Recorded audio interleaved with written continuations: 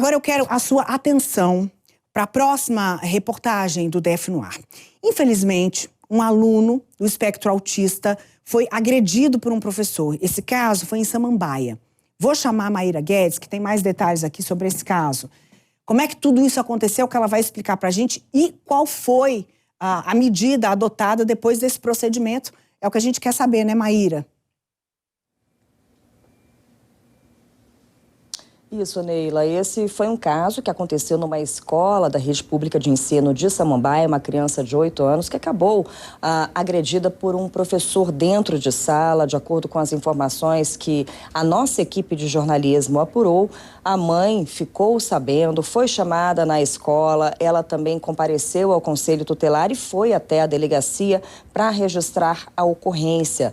A escola, assim que soube do caso, imediatamente afastou esse professor e colocou outro professor no lugar para poder lidar com esses estudantes. Então, foi um caso que aconteceu em Samambaia, para a Secretaria de Educação, um caso isolado diante do que é feito hoje em dia para lidar com essas crianças, as crianças que têm o espectro autista. Mas vale a gente lembrar que existe a educação especial, existe a educação inclusiva, que também engloba outros estudantes, tá? E é justamente sobre isso que a gente vai conversar agora com a Dulce Alvim, ela que é diretora de Educação Inclusiva da Secretaria de Educação. Dulce, a gente relembrou aqui esse caso que aconteceu em Samambaia. Foi um caso que vocês tomaram conhecimento e que as providências já foram tomadas de imediato, né? Isso, bom dia, Maíra. Exatamente, foi um caso, é um caso isolado, né? Isso não é uma rotina dentro da Secretaria de Educação. Nós temos hoje uma média de mais de 17 mil estudantes da área de educação especial, né? Estudante público nosso atendido. E esses estudantes estão sendo atendidos em diversas unidades, em diversas modalidades, diversos tipos de atendimentos. Então, hoje nós temos as turmas inclusivas e temos as classes especiais e o centro de ensino especial. Quando a gente fala de turmas inclusivas e turmas especiais, qual a diferença entre elas? As turmas inclusivas, elas são com a modulação, né, um tipo de atendimento com maior quantidade de estudantes, e os estudantes com deficiências estão inseridos com os estudantes que não têm deficiência. Então, uma turma maior, quantitativo de estudantes maior, e temos as classes especiais, que são atendimentos especializados, e os centros de ensino especiais, que são também umas unidades que atendem os estudantes de maneira especializada ali, com as especificidades deles, só de estudantes com deficiência. E quais os alunos que se encaixam numa educação inclusiva e quais que se encaixam numa educação especializada, turmas específicas? Então, dentro da Secretaria de Educação, o nosso foco é a inclusão. Então, nós trabalhamos para ofertar todo o processo de inclusão para esse estudante. Então, quando ele entra nas escolas, ele passa pelo processo de avaliação para saber qual é a necessidade, a especificidade do caso dele. Então, se ele for um estudante que, de início, ele precisa de um atendimento mais reduzido, mais direcionado para ele, então a gente indica uma turma com quantidade de estudante menor. Por exemplo, nós temos hoje turmas com 2 estudantes, se for o caso de estudante com espectro autista. E nos centros de ensino especiais, nós temos modulações com 1 estudante, por exemplo, em turmações. Como é que é o treinamento dos professores, da equipe que lida com esses estudantes? Porque foi o questionamento que veio quando esse caso, de fato, foi divulgado, se esse professor tinha ali aptidão, se ele tinha o treinamento, se ele sabia lidar com essa criança. O professor, quando entra em sala de aula, ele sabe que dentro daquela turma ali de educação inclusiva, ele tem um aluno que é autista, que tem um espectro autista ou que precisa de um atendimento especial, ele já entra na turma sabendo disso? Isso, ele já entra na turma sabendo que tem um estudante com qualquer tipo de deficiência ou com transtorno do espectro autista. Então, ele já entra na turma sabendo que aquela turma tem um quantitativo reduzido de estudante em função daquele estudante, da especificidade daquele estudante. Então, ele já sabe disso. E fora isso, nós temos também os profissionais que dão suporte para esse professor dentro da escola. Então, nós temos a sala de recursos para atendimento desse estudante, para dar esse apoio e orientação e formação para esse professor.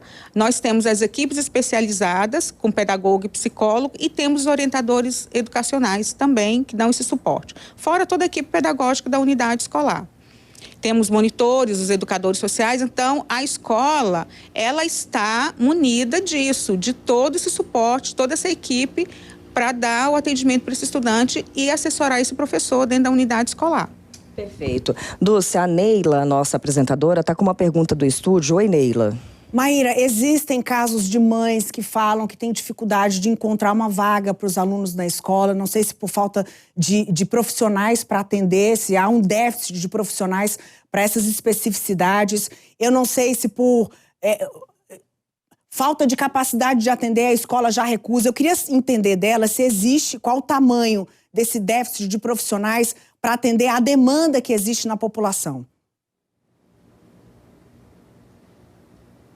Perfeito. A Neila está perguntando com relação à quantidade de alunos que hoje são considerados especiais e que precisam estar nessas turmas ou inclusivas ou especializadas e com relação aos professores que estão aptos a lidar com esses alunos. Existe um déficit ou não? Bom, nós temos hoje turmas com quantitativo de estudantes já estabelecido pela estratégia de matrícula. Então, quando a gente faz a enturmação desses estudantes, a gente já pensa na especificidade dele e já pensa no quantitativo de estudante que seria ideal para ele. Então, isso a gente já faz todo final de ano, esse planejamento para o ano seguinte. Contudo, nós temos na rede a entrada de novos estudantes o tempo todo. Então, pode acontecer da turma não permanecer com aquele quantitativo de estudante que a gente havia planejado inicialmente, porque há essa entrada o tempo todo. Então, até agora, nós temos alguns estudantes com deficiência que têm entrado na rede, que fazem a triagem e que a família chega com diagnóstico e aí ele precisa compor essas turmas reduzidas. Então, elas terminam sem estar naquela modulação que havia um planejamento anterior para ela. Mas hoje o que temos do quadro de professores é suficiente para suprir essa demanda? Com relação ao quantitativo de professores, eu não tenho essa resposta para você, porque nós trabalhamos com o setor pedagógico, então a gente trata do que é importante pedagogicamente para esse estudante. E hoje, essa semana, estão sendo contratados mais profissionais. Então, temos, sexta-feira, o governador já está com um evento para contratação de mais profissionais para a rede e no início do ano nós tivemos também mais contratação. Então, a gente percebe que a nossa demanda, ela aumenta todo ano e a gente vai tentando suprir essas demandas que vão surgindo. Agora, esse treinamento também desses professores, desses profissionais da área de pedagogia, já que há um time, uma equipe que lida com esses alunos, ele é um treinamento que é feito constantemente? Constantemente. Nós temos uma escola de aperfeiçoamento dos professores da Secretaria de Educação, que chama EAP. É uma subsecretaria, então nós temos formações durante todo o ano.